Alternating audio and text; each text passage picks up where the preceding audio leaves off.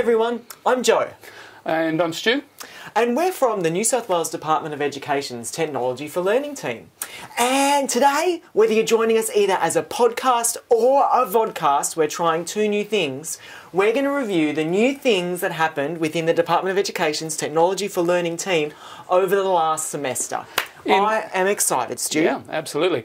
In Technology for Learning, we've been rolling out a whole lot of great new things. And this year has been probably the biggest that we've had for quite a while. So much good stuff going on. The information has been coming out to schools in all sorts of different forms. We've had newsletters, we've had webcasts, we've had vendors involved, we've had all sorts of things. How can you keep up with all this, Stu?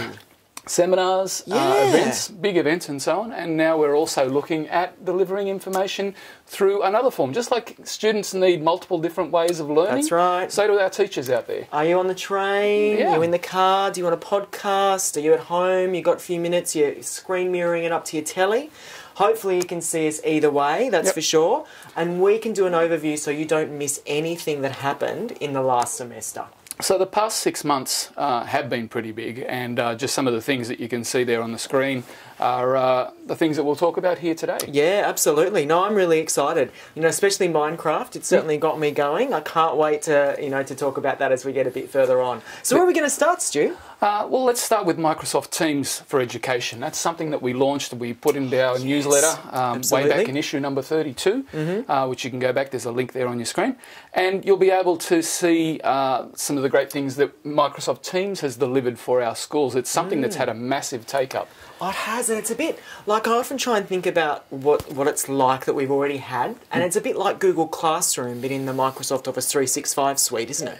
But also it's tailored more by, whereas Classroom is tailored a lot for the students, Teams also can be extended to staff groups. Yeah, and working groups within Teams so that you can decide how you can better manage your staff and all of the resources that go with running a project and other things that are happening in your school. So within it, I know you've got, your usual within Teams, you have what's called a conversation stream, and within specialised teams, you can also have a OneNote class notebook. That's right. So it really, those teachers that have been using OneNote class notebook and have been craving some extra features, like assignments, you can actually put out assignments and gather in assignments using Teams. But it's not only OneNote. You've got a file repository there as well. So it's your PowerPoints, your Word documents, your Excel spreadsheets, all of those different things that can be stored in the repository and retrieved within the team, discussed in the conversations. I've been really excited to look inside. There's the Yammer group, and there's also a Teams for power users within our Teams environment.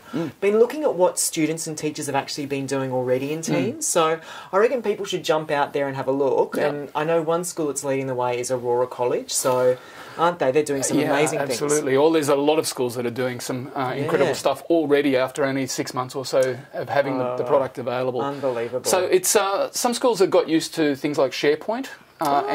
Teams make SharePoint a lot more accessible because it's all in this one integrated environment. I'm not very techie, and I know SharePoint used to scare me a lot, but I think Teams kind of makes that environment, really user-friendly. Exactly. Yeah. On the student side, you've also got the ability to deliver assignments. So students can be using it as well. Comment on your mobile device. That's what I love. iOS, Android, any type of device. That is a key thing, because once you get onto the mobile platforms as well with the app that's specifically designed for Teams, you then also have the advantage of using a new feature that we rolled out in issue number, if I can remember right, 36 it was. Oh, yes.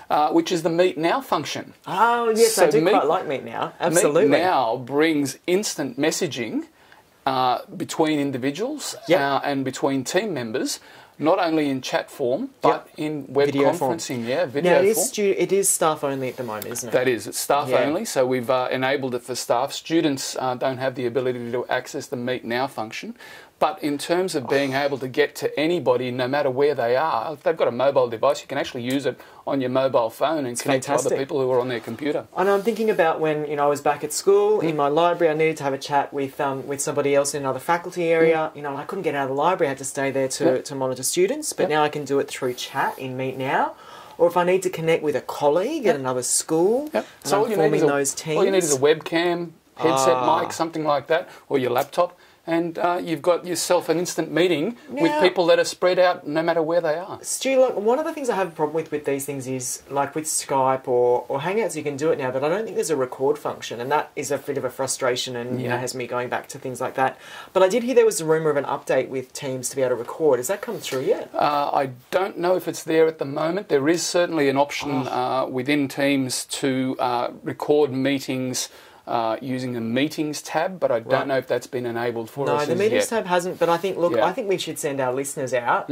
They can go and comment in our comment section to see if they've actually found that recording function. So, absolutely. I really do like Teams. It's worth going and having a look at, I think, if you haven't already. So, one to investigate. And which issue was it in? 36? That was in 36, yeah. Fantastic. Well, that's great. Okay, so I think now it's time for a fast fact. Technology for learning. Fast fact.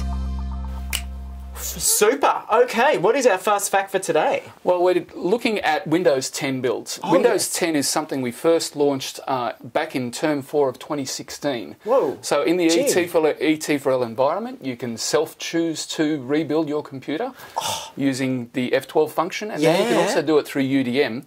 Right. But it basically makes your machine rebuild into a Windows 10 device. And it actually puts a bit less pressure, I've heard, on your device compared to older versions of Windows. Yeah, faster than Windows 7, more powerful than Windows 7 on the same hardware, which is very interesting. So how many have we got? Is that the fast fact? That's the fast fact. In terms of take-up, 221,000 Windows 10 devices have been built across nearly 2,200 schools. God, this sounds like Guinness. I have Guinness World Records in my mind. Well, what it is in terms of records is the largest deployment of Windows 10 across the Asia Pacific. Wow. So it is substantial. Microsoft have acknowledged that this is the largest enterprise environment. It's not the largest in the world. We're about 90,000 away from the largest in the world, which is in the United States, or across the northern hemisphere it actually is. But there's no guarantees that we won't be beating that sometime soon too. I get excited because I think about the new types of devices we've got, and I think about the inking features that you can get with Windows 10. Yeah. So I think if you haven't explored it yet, it's really something to go and do. And if you haven't explored the full list of features that you can use... We'll talk a little bit about the T4L rollout a bit later on, and we'll cover some of the new devices. What a fast fact, though. Thank you, Stu. That's not a problem at all. That's a great effort in just 18 months, though, to be able to pick up that sort of number of devices. I think so. Now, you know, one thing I really wanted to touch on today, Stu, was Minecraft, because that's been something we focused on throughout 2018. And we have seen some absolutely amazing stories come out of schools who participated in our early access program. Yeah, that early access program was something that I think we did right when it comes to Minecraft. We could have just opened it up and let schools jump onto it, but I don't think we would have seen the same penetration that we've been getting with just the content that we've been getting, lesson plans and so on from the early access program. So many that have come through. Their quality is absolutely amazing, and the best thing I think is they're now up on the global Minecraft site for the whole world to use. That's absolutely amazing. It's fantastic, and it means that our teachers can go there as their one source of all this lesson material. I think it's about 50 lesson plans that are posted up there already. Absolutely. Unbelievable. And the exciting news is for everybody else out there who's been eager to get into Minecraft, it is available from the start of Term 3. Yeah, and we did actually announce that in issue 36 of the newsletter. Good stuff. And there's the link in there for how you can go about getting the licenses for your students that you're wanting to use Minecraft with.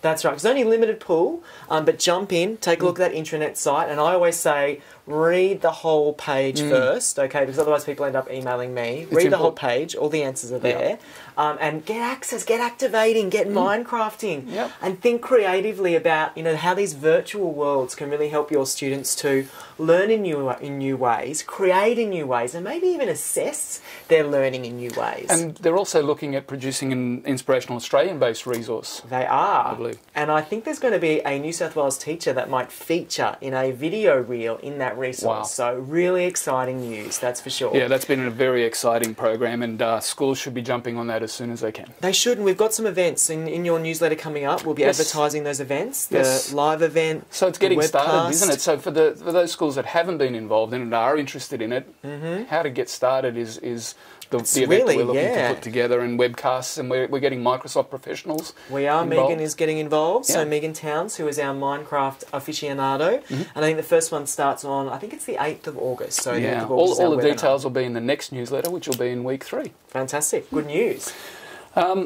We talked about Microsoft Teams before, and there's a lot of schools that are on the Google platform. They're in the Google universe, G Suite and so on. Yes, yeah. And they're using Google Docs, they're using Google Sheets, Google Presenter and so on for all of their Google Slides, for all of their work documents and work and things like that. And they don't really want to move into Microsoft Teams because they feel it's a big change. Well, it's huge, isn't it? Because really, when you train up, your staff and everyone gets on board, you don't want to introduce another hurdle to using these, these awesome digital tools. So one thing that we have been doing in the T4L team is not restricting schools to one particular platform. Absolutely. We're not saying every school has to go down here. We're giving them choice. Yeah. And the cloud services, there's just so many different cloud services that are available, and we're wanting to make sure that schools have access to any and all of them. Absolutely. Because and there were some gaps, weren't there, Stu? Like with the Google Suite, there were some things you couldn't do. Well, things on the Microsoft side, they didn't have an equivalent for Google Classroom until Teams came along. Absolutely. But Teams added a whole new different functionality, such as the conversations and the school type, the school staff type management and program work.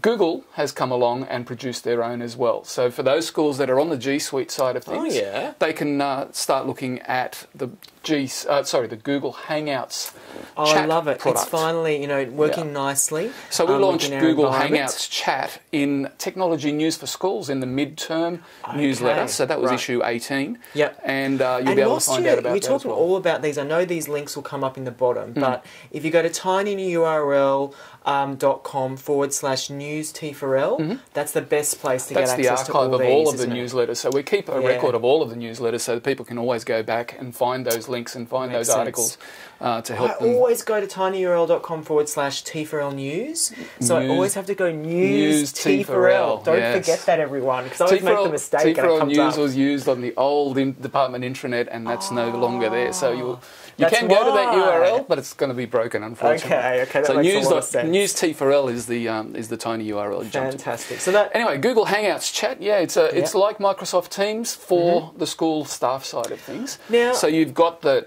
chat facility, you've got the web conferencing facility, and you've got the conversations in there as well. Very handy, that's for sure. And I mean, with these kind of things, I think one of the best things that I think all of our vendors are realising is that it doesn't matter what kind of device you're on, you should be able to use their product. And whether it's Teams, whether it's Hangouts, you can use them in the browser, and so it doesn't matter what kind of infrastructure you're basing. And as well as that, they've got the apps available for Hangouts Chat as well. So if you've got iPads, if you've got iPhone, if you've got Android, those apps are available on those platforms. Oh, excellent. To do access to the same content. Oh, that's really good stuff. So that's the thing about the cloud. It's making schools and making teachers and making users a lot more agile and needing to be a lot more agile, because they've got to be able to change. They don't have to wait for an update provided by the centre through the department. That's right, it's done automatically. Those things are happening in the cloud, so they're able to take advantage of all of these great new features, but as well as that, they need to be ready to be able to do that. So that's where it's important that teachers are on top of this technology and using it as effectively as they can. Yeah, and look, I know a lot of times people come to us and might come to you guys as technology leaders as well, going, oh, which one do I use? Which one should I choose? And it's a really hard question to answer, because it does depend a lot on your circumstance. And I think you just need to get out there and have a bit of a play, showcase these types of tools to your staff and to your community, and think about what will work best. There's also the Yammer community. So remember, there's an active Yammer community for Google G Suite. There's an active Yammer community for Microsoft Office 365. And you can go in there, you can just talk to the people who are already using these things and say, well, what are the advantages? And that's a very common question that's up on Yammer, and you can even search for past conversations that people have already had. Have a wander, see how people are using it. Absolutely. So there's a lot of resources that are available. Nobody's on their own anymore. We're all connected these days. We are. Now, speaking about browsers, I think you've got something to talk about Chrome. Is that right? Well, Chromebook is the next step. That one of the big things that we rolled out recently. Chromebooks have been available on the rollout for the past couple of years. But last year we rolled out the enrolment process to enrol all of the Chromebooks to help them become a little bit more managed in our department's environment. So we've got our own Google domain, and when you enrol the device using the URL that's at the bottom of the screen there, you'll be able to very easily open the device. You'll see the familiar department log-on prompt. You'll log on with your portal credentials, and very quickly you're signed into your browser and you're able to access all of your G Suite content and so on. You know, when I first saw the Chromebook, I thought it would be a great solution for schools as a shared device. And I think this has really powered it up, hasn't it? It's a misunderstood device. It's not Windows, it's not Mac, it's Chrome OS. So you're actually operating online most of the time. You require a network connection, but you can access a lot of the things everything's in the cloud these days. So most of the things you can do in the cloud on a Windows machine or a Mac or an iPad, you can do on a Chromebook as well. Even your basic your basic editing tools, of course, or your Office 365 suite, as you said, it's all up there. So for something that's been around for less than a year, being the Chromebook enrolment program in the department, 17,000 Chromebooks across, I think, something like 600 different schools have been enrolled. So it's there's a lot of stuff there, and it's growing all the time. And Chromebooks will again be on the T4L rollout coming up fairly soon in Term 3. Now we are talking about that a bit later on, aren't we? We will, as well? yes. Absolutely. Okay. Well, good. And I think it's time for another Fast Fact. Technology for learning. Fast Fact. Fantastic. Let's have another fast fact. We've been talking about Google, we've been talking about Microsoft, we've been talking about Chromebooks and things like that. The other platform that's big in the department is iPads. Apple, absolutely. Apple and iPads. There are so many iPads out there. Most of them have been bought with discretionary funds. They were first added to the T4L rollout last year, and a lot of them were picked up by schools through the T4L rollout. But since then and before then, and they've been around since 2011. Really? Gee whiz, so 7 years. We've got so many iPads that are out there. It's actually rivaling the number of PCs that we have in terms of connected devices on the department's great learning network. Device, that's for sure. Yeah, so iPads have been a great resource for schools, and they've been doing a lot of amazing things in the classroom with them. But one of the biggest problems that we've had with iPads is their demand for updates. Yes, they're a live device, and all of those devices are constantly wanting to connect to the internet and download the latest update. Don't they? So you've got an iPad in your classroom, and it's got 100 apps on it because you push those out. Or maybe it's a BYOD, or maybe it's an iPhone. Okay. And you've got all these apps on their games and all sorts of things. Yep. That wonderful swap faces suddenly connects to Wi-Fi. that everybody just has to have. Oh yes. That's I haven't tried that one, Stu. Deary me. We're seated in the right position. Next time, stay tuned. So that would be I'm just picturing that. It's terrible. So, for those of you who are listening to the podcast, yes, absolutely. You'll have to watch the vodcast next time. So what we've got is all these iPads that are wanting to update their apps all the time, and what they're doing is flooding their internet connection. They're flooding their gateway, and they're finding that nobody can do anything because these iPads, they could be sitting in a school bag, and they're connected to the Wi-Fi, and they're updating their apps. I often hear schools with this, and they're trying to use a lot of other advanced technologies, and they're saying, "Oh, look, our bandwidth is flooded." And you investigate and find out that, they really are calling to those Apple update sites. So, what is there something you can do about this kind of thing? About a year and a half ago, we opened up through the T4L program Apple iMac Minis. Oh, right. So the Mac Mini device, and we've enabled a process to allow you to build that as what's called an application server. Sure. Since then, 640 schools so far have bought an Apple caching server and built it using T4L. This sounds like it makes sense. What it does, it's a little box. It sits in the corner, well, not in the corner, but in your server room somewhere, connected to the internet. And what it does is every time an iPad device or a Mac even, or an iPhone is connected to the Wi-Fi at your school and wants to get an iPad update, an app update, it goes and asks Apple and says, give me that update. And Apple says, I see you've got an Apple caching server at your site. And what it does is, instead of delivering it through the internet, it delivers it from the Apple caching server because somebody else has downloaded that app previously and there's already a copy of it on there. So it only does the access to the Apple, the outside environment once? Just to verify that the app is already available locally. I see. Wow. If it's not available locally, it gets it from the internet, but puts it on that caching server and then deploys it to all of the other devices. So, Stu, have you seen like the stats of a school that's implemented an Apple caching server and what happens to their bandwidth? It absolutely gets flooded 9 to 3. The whole day is flooded in most cases for particularly smaller schools like primary schools that have less bandwidth available to them. The more iPads they have, the quicker that bandwidth gets flooded. Well, they're big iPad users as well. Yeah, absolutely. So the sorts of numbers that we're talking about, 57 terabytes of Apple updates have been clogging our department's network for the past 30 days, or for the month of June. Gee whiz. And the amazing thing about that is these Apple caching servers have taken that off the internet connection, and what they've done is deployed it locally. So in terms of performance, it's like a 90% performance advantage that you get from having an application server in your school. This applies to anybody. Like, we're thinking about our schools in the New South Wales department, they are definitely going to benefit from this. But no matter where you are, the idea of an Apple caching server could really absolutely decrease, if you're finding you've got a lot of bandwidth issues, investigate, see whether your IT team has put in an Apple caching server or not. If they haven't, it's something to get onto. Absolutely. That sounds awesome, Stu. So that was...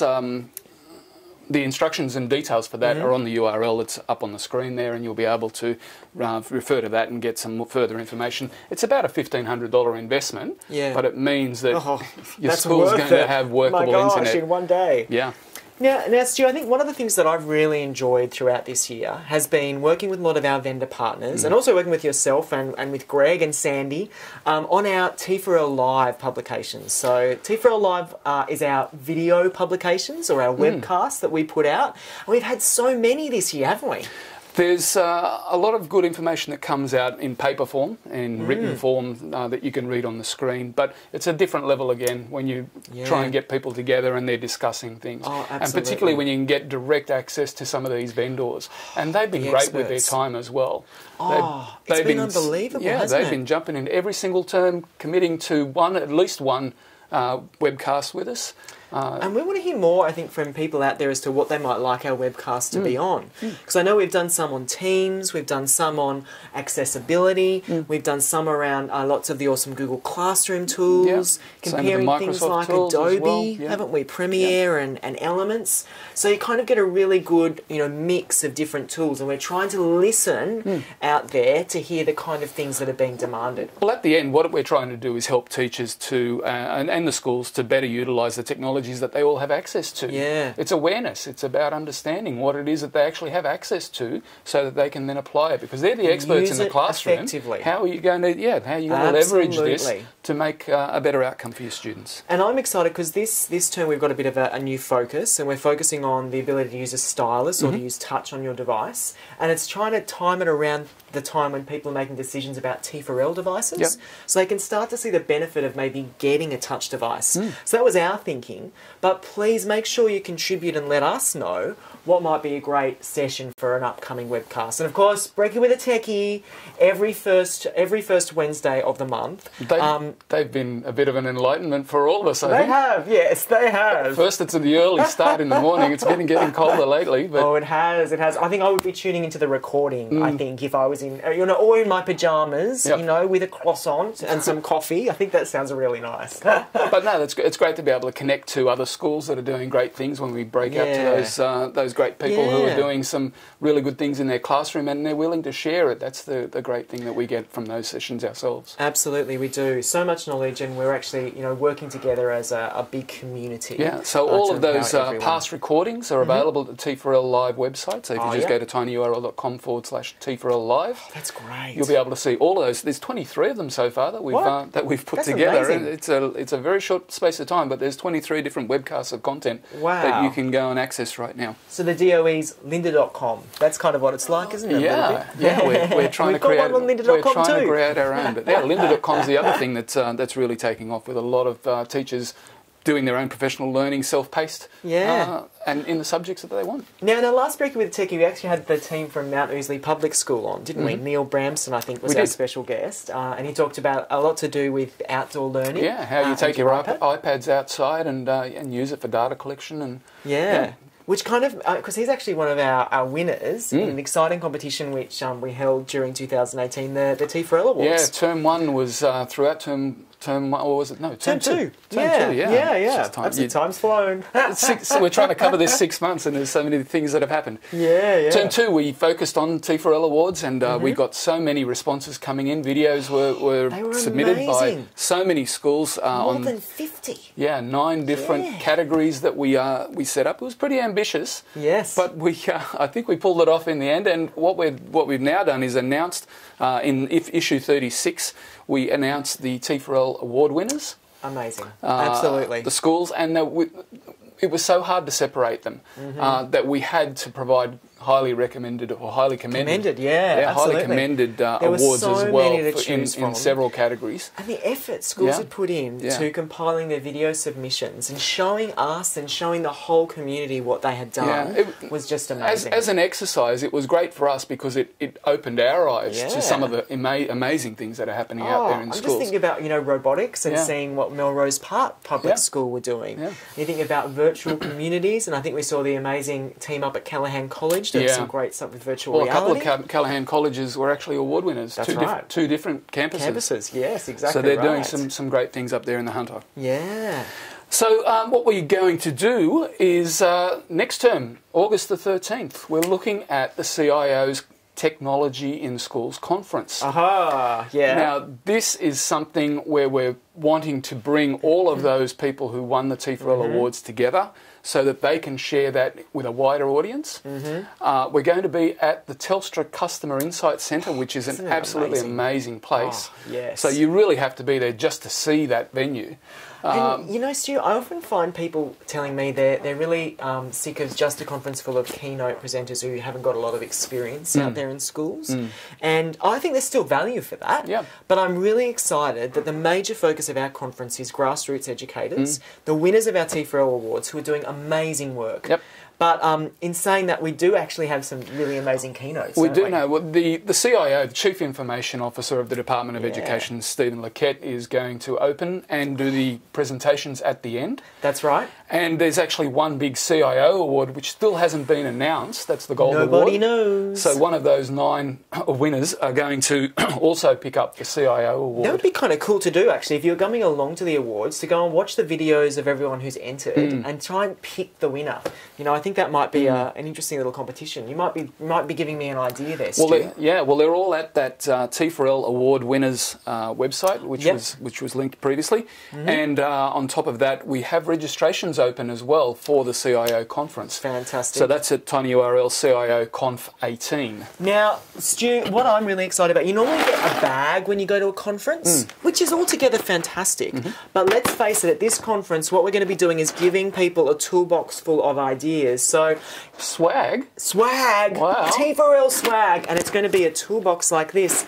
And shall we reveal what's inside the toolbox, Stu? I think we better keep it a surprise. It's going to be a surprise, but it's well worth the registration fee. Yeah, definitely. I think. Absolutely. What is it? $49 or $35 if two or more people come? Yeah. I mean, I think it's going to be a great event if you're planning your technology plan for the next few years. Bring along a team of people.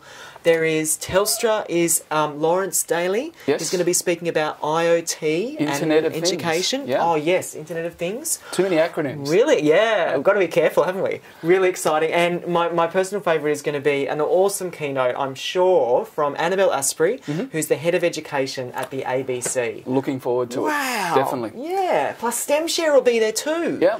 And there's drinks afterwards. Oh my gosh. Okay, non-alcoholic, I have to say.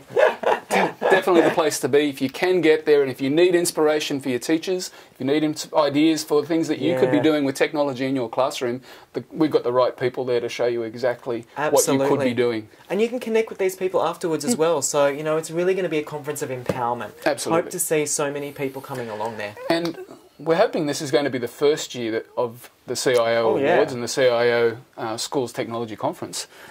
Next year, if we open it up again, which we expect to, we're just absolutely going to be blown away by the number of schools that will jump in, I think. Come along so you can see the competition that you're going to be up against. Yeah. Absolutely. That's a really good idea. Now, Stu, I think we need a little bit of a sneak peek for people who are listening to this podcast. Is there anything new we can kind of give them? There are a couple of things. There's something that schools possibly haven't heard from before or heard of before, which is called Connect.T4L. I have not heard of Connect.T4L is an infrastructure program that's been part of the department, working in the background, but some schools have started to see the benefits of it already. And looking at two aspects, we're going to go both extremes. The very small remote schools that have been suffering with satellite connections. Okay. We're looking at solutions to replace that satellite solution with either an optic fibre connection or with 4G and coming up soon 5G wireless connections, which outperform satellite by a long way. Okay. So we've already actually completed two of our remote schools have been completed, and we expect to have 9 schools, 9 of the satellite schools. There's only about 21 across New South Wales. 9 of those satellite schools are going to be completed by the end of August. Gee whiz, that's ambitious. So what we've done with those 9 schools, or what we're going to do with those 9 schools by the end of August, is actually supply, Telstra is helping us to supply an optic fibre link all the way from the exchange. And in some cases, it's a huge amount of money that it costs to get this optic fibre cable laid to these remote schools. But the benefit to those schools, particularly when we're in an environment where we're expecting everybody to be able to connect to cloud services and so on. Participate in, Adobe Connect sessions. They struggled for so long with satellite, and we're now getting an ability through Telstra to get a link through to a lot of those schools. And it'll be, this is one of the things we do in the T4L team. We like things to be simple, reliable and effective. And I think that it's going to tick those boxes. Yeah, so the image that you saw on the screen there is a good idea of the sorts of benefits that we can expect to see for those schools. Yeah. But from the other end of the scale, we're looking at our biggest schools as well, and we're trying to work out different ways. They've got problems, haven't they? They do.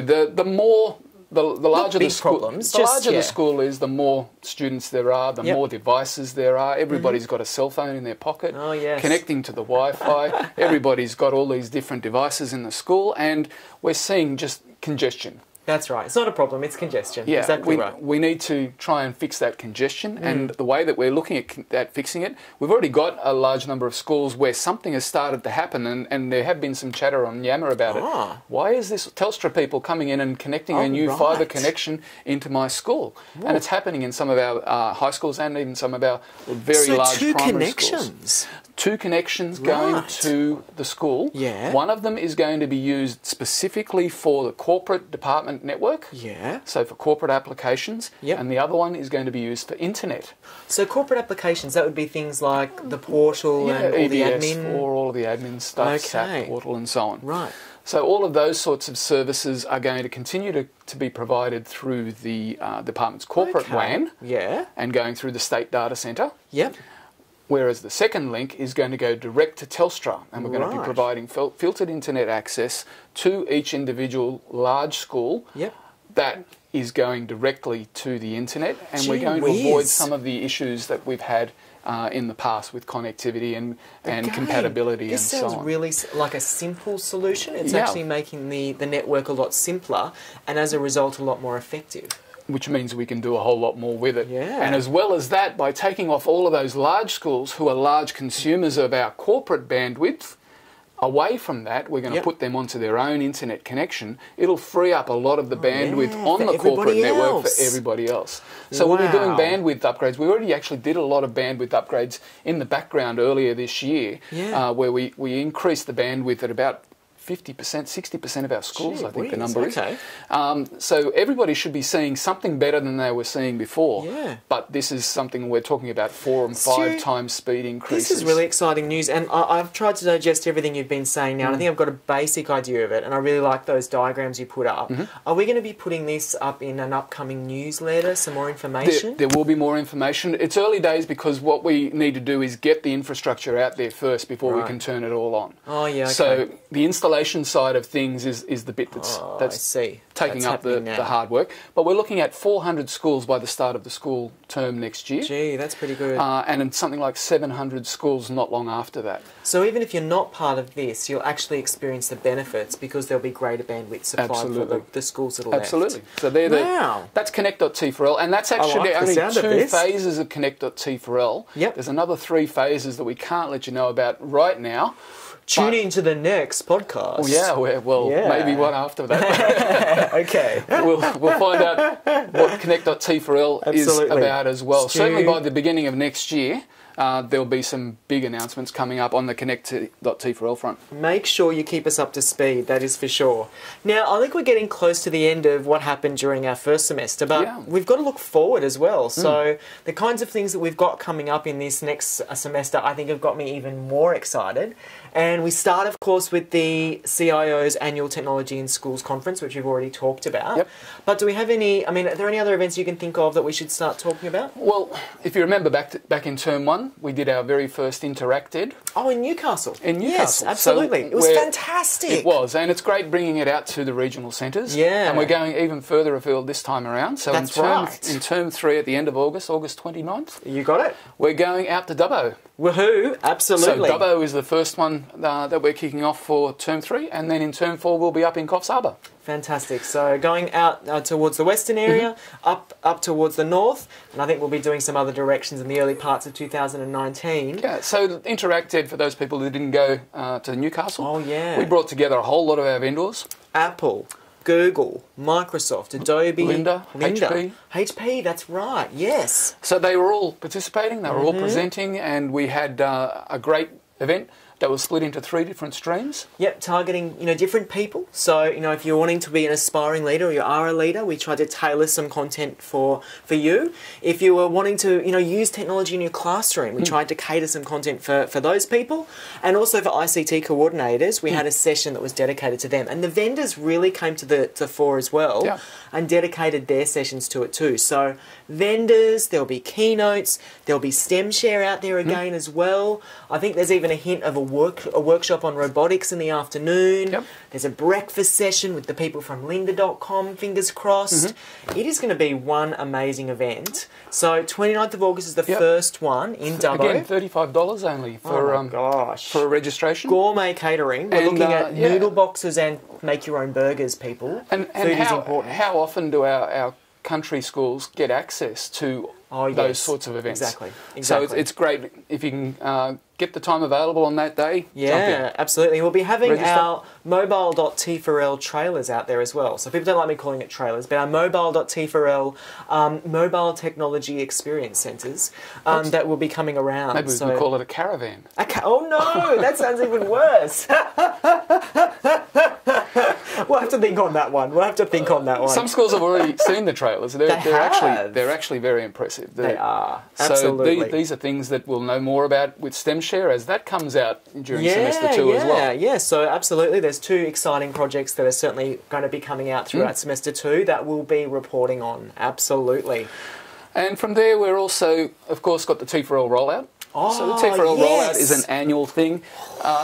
Way back in 1997, we first started the Computers in Schools rollout. That was the first time. So we're actually 20 years celebration. Was last year. It's 21 years this year. Oh my gosh, we forgot to have a party. There we go. But then in 2005 was when we rebadged it and we called it T4L. Oh, okay. And T4L firstly started off as the rollout of hardware, but it's grown so much more beyond that, and that's some of the stuff that we've been covering here in this podcast. So, and we'll be having some updates as to the types of devices. As we said, we'll be talking about the pros and cons of the different ones. So around the middle of the term, I think we can expect the principal to receive an email that says, here's your allocation, this is how many points you've got, and these are the list of devices that you can choose from. There'll be a lot of information up on the web, and you'll be able to use the online portal to make sure you order what you want. What it is that you want. Absolutely. Deliveries in term 4. And I'm excited. I mean, this is a really exciting one for me because it's the first time we've seen a fully convertible machine. Yeah, these have been available. They weren't on last year's rollout, but they've been available on discretionary purchase since earlier this year. Yeah. And a lot of schools have come back and reported how versatile and effective and reliable and robust like all those terms. They are. Absolutely. And plus the kids like the colour as well. That's it. Racing. Red ones go faster. They do. And it's got, cool things like, we're going to talk about these when we get towards the rollout, aren't we? We will. I won't need to talk about it more now. Go and have a look if you're interested. You'll be getting your Sherlock Holmes hat and magnifying glass. Investigating, that's right. Good fun. I love talking about devices, so that'll be good fun. Absolutely. Great. Well, that was 6 months of great things that were happening in technology in gosh. schools. I can't believe it. Hopefully the people that have been watching and listening have picked up some things that maybe they heard about but forgot about. Exactly. So, and now's the good perfect reminder. time to pick them up, starting out a new term, feeling a little bit fresh, get connected again, and I'm just excited for term 3. I can't wait to meet more people at the CIO's Technology in Schools conference, out at Interact Ed in Dubbo, and at lots of other events that we've got planned, and online, of course.